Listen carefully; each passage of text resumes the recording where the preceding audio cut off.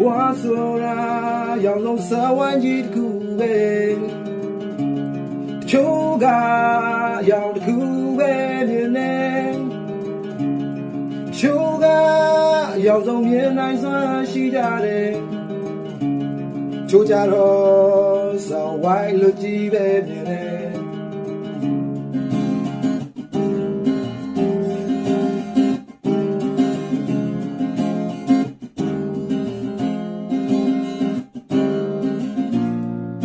ကြတော့နေတော့ကြည့်နေမြင်နေ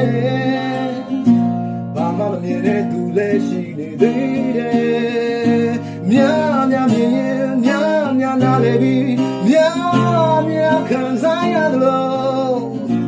ဘာမှမသိရင်ဘာမှမဖြစ်ဘူးလေအဲ့ဆိုဝိုင်းတဲ့ကရှင်တန်ခြင်းနဲ့သိဆုံးခြင်းကိုချစ်တဲ့လူပညာကကြပြရဖြစ်စာရီအဖြစ်နဲ့ဝင်ရောက်လဲပန်းနေတယ်အဲ့ဒါဘဝဆိုတဲ့ရောက်ဆုံးစာဝိုင်းကြီးတစ်ခုပဲအဲ့စာဝိုင်းတဲ့ကရှင်တန်ခြင်းနဲ့သိဆုံးခြင်းကိုအချစ်နဲ့လူပညာကကြပြရဖြစ်